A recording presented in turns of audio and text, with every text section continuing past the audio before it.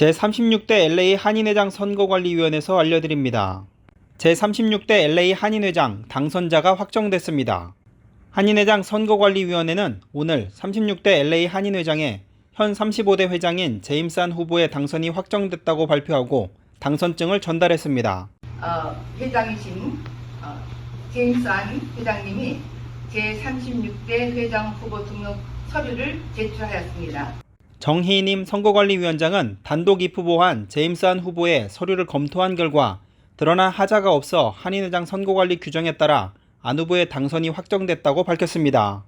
한인회장 선거관리 규정은 입후보자가 한 사람인 경우 무투표 당선으로 한다고 규정하고 있습니다. 이번 한인회장 선거에는 입후보 등록 마감일인 오늘까지 입후보 등록 절차를 마친 후보가 제임스 안 후보 한 사람뿐이었습니다. 지난 10월 19일 입후보 등록 서류를 수령한 안 후보는 오늘 오전 10시 입후보 등록에 필요한 서류 일체를 선관위에 제출했습니다.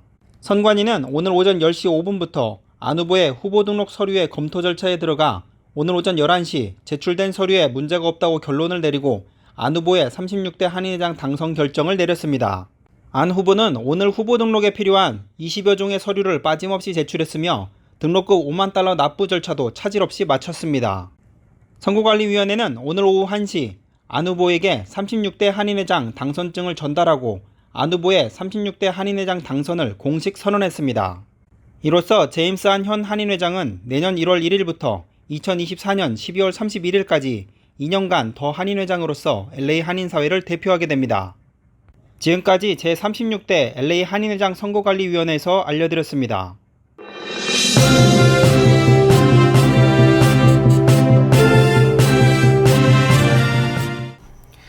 네, 방금 선거관리위원회가 발표한 대로 오늘 저의 36대 한인회장 당선이 확정됐습니다. 그간 부족한 저를 믿고 성원해주신 한인 여러분들께 진심으로 감사드립니다. 앞으로 2년간 한인사회를 위해 열과 성의를 다해 일을 할 것을 약속드립니다. 감사합니다.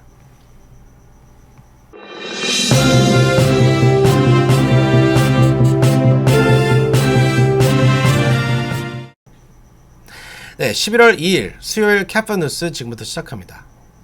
북한이 어제 6시간 동안 미사일 17발과 방사포 100발을 발사했습니다.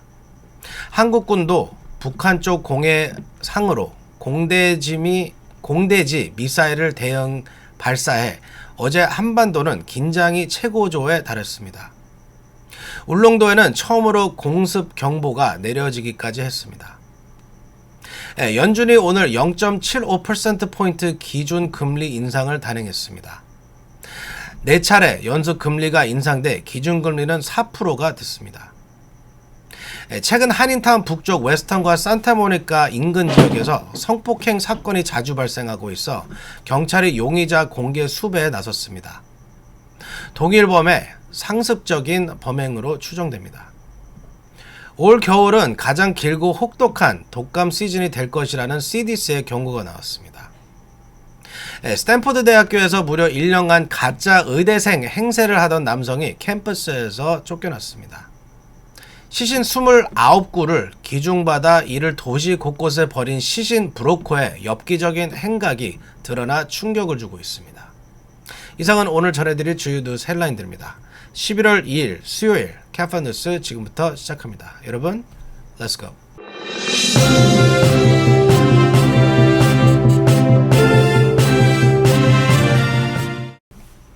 네, 오늘의 첫 소식입니다. 한반도 긴장이 최고조에 달하고 있습니다. 어제 북한이 NLL 남쪽 지역에 미사일을 퍼부었습니다.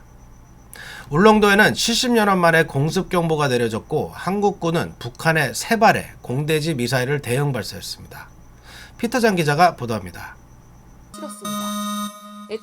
공습경보 발령, 해당 지역은 가까운 지하시설로 신속히 대피. 정부 무능과 불찰로 벌어진 참사라며 날을 세웠습니다. 북한이 한국 시간 2일 오전 분단 이후 처음으로 북방 한계선 NLL 남쪽으로 단거리 탄도미사일 SLBM 17발을 발사하고 NLL 이북에 있는 해상완충 구역에 방사포 100여 발을 발사했습니다. 한국군은 이에 대응해 공군기를 출격시켜 NLL 이북 공해상에 공대지 미사일 3발을 발사해 어제 남북한 긴장은 정전 이후 최고조에 달했습니다. 미사일 낙탄이 울릉도 인근 동해상에 떨어져 울릉도에는 공습경보가 내려지기까지 했습니다.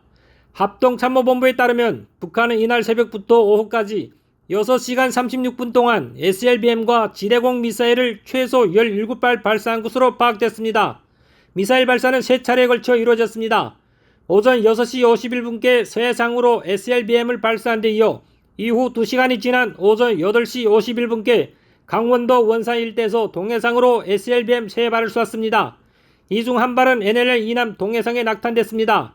탄도미사일이 NLL 이남 우리 영해에 근접해 떨어진 것은 분단 이후 처음입니다.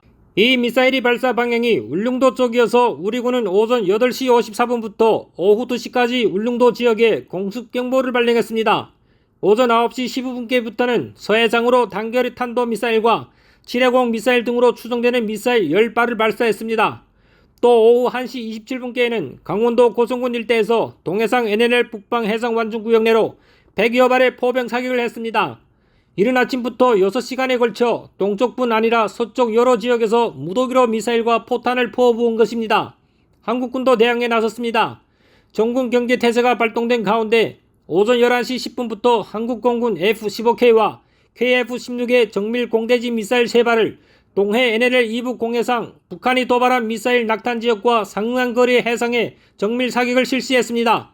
남북한이 NLL 이남과 이북에 미사일과 포격을 퍼붓고 이에 대응한 한국군의 미사일을 발사하기는 한국전 정전 70년 만에 처음 일어난 초유의 사태입니다. 카플라 뉴스 피터장입니다. 네, 연준이 오늘 기준 금리 0.75%포인트 인상을 단행했습니다. 인플레가 잡히지 않고 있어 당분간 금리 인상이 계속될 것으로 보입니다. 하지만 파월 의장은 속도 조절 가능성을 시사했습니다. 제니박 기자가 보도합니다.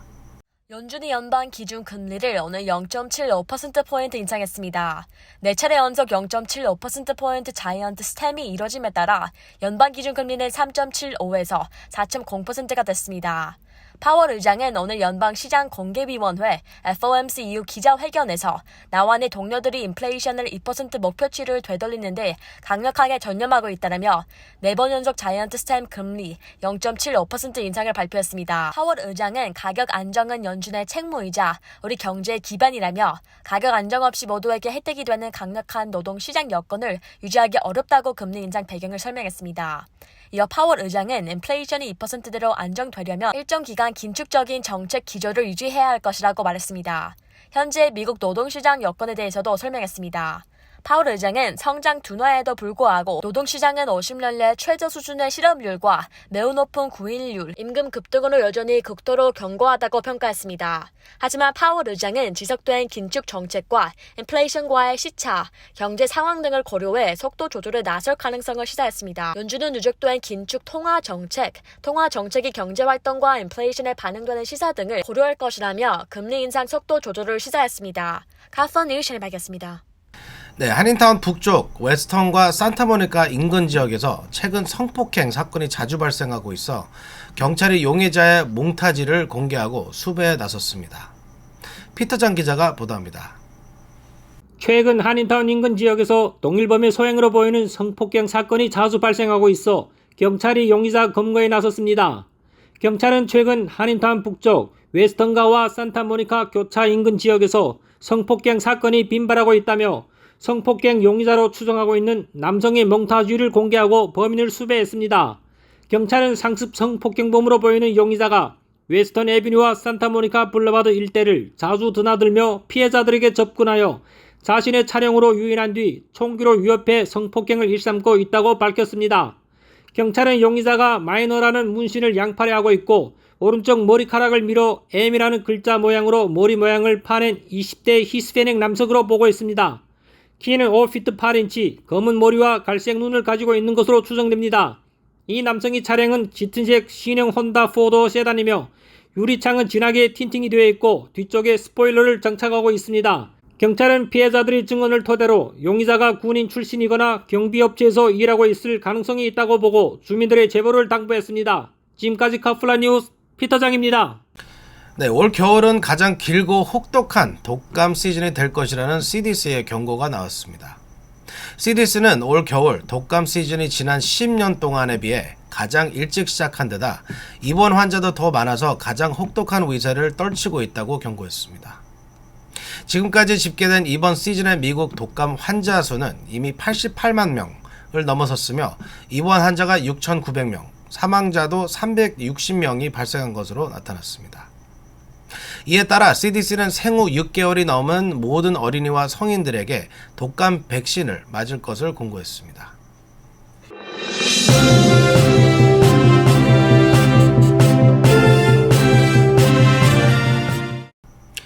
네, 스탠퍼드 대학교에서 무려 1년간 스탠포드 의대생 행세를 하며 기숙사 생활까지 한 가짜 대학생이 들통나 캠퍼스에서 쫓겨났습니다.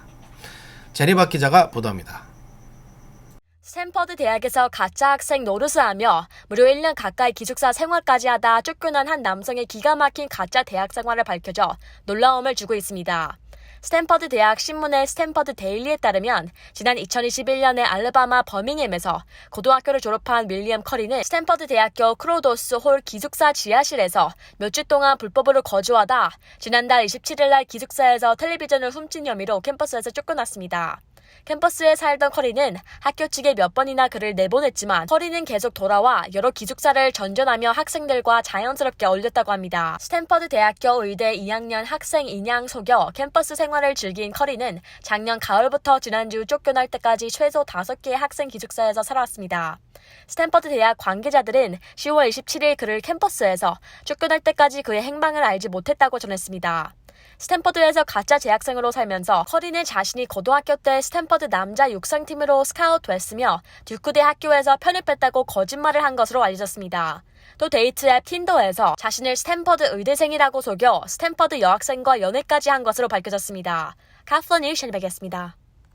네, 의학 연구나 실습용으로 기증받은 시신들을 기증하지 않고 도시 곳곳에 버린 엽기적이고 파렴치한 시신 브로커가 적발됐습니다. 이 사람이 중고로 판 냉동고에서 시신 일부가 발견돼 범행이 드러났습니다. 제프리 기자가 보도합니다. 의학 연구용이나 해부 실습용 시신들을 기증받아 이를 도시 곳곳에 버린 엽기적인 사건이 발생했습니다. 시애틀에서 시신 기증 브로커로 활동하던 월터 헤럴드 미첼은 기증받은 시신을 연구소, 의료기관 등에 전하지 않고 시애틀 곳곳에 버린 혐의로 기소돼 6년 3개월형을 선고받았습니다. 애리조나 야바파이 카운티 법원 배심원단은 미첼이 책임지고 좋은 곳에 기증하겠다라고 말한 뒤 기증받은 시신들을 29차례에 걸쳐 은닉하거나 유기한 혐의에 대해 유죄 판결을 내렸습니다.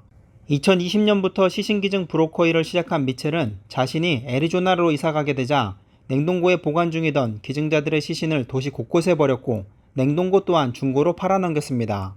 미첼의 엽기적이고 파렴치한 범죄 행각이 드러난 것은 중고로 팔아넘긴 냉동고에서 기증받은 시신의 일부가 발견됐기 때문입니다. 미첼에게서 냉동고를 산 한 구매자가 이를 신고해 경찰에 체포된 것입니다. 미첼이 판매한 냉동고에는 잘린 팔다리와 장기 등이 보관되어 있었습니다. 검찰 측은 미첼이 유기한 시신 가운데 2개의 머리도 포함되어 있었다고 밝히며 미첼의 재질이 극히 좋지 않다고 밝혔습니다. 미첼과 같은 시신기증 브로커들은 주로 장례 비용을 감당하지 못하는 저소득층에게 저렴한 비용으로 사회에 공헌도 하고 장례도 치를 수 있다라는 식으로 접근합니다. 브로커들은 이렇게 양도받은 시신을 연구소나 병원 등에 돈을 받고 양도합니다. 정상적으로 양도된 시신은 이후 연구, 의료 실습 등에 사용된 뒤 해당 기관에 보관됩니다. 미첼은 이사를 가기 전 기증받은 시신들을 전부 처리하지 못하게 되자 범행을 저지른 것으로 추정되고 있습니다. 판결이 내려지기 전 유족들에게 사죄의 뜻을 밝힌 것으로 알려졌습니다. 지금까지 카플라 뉴스 제플리였습니다.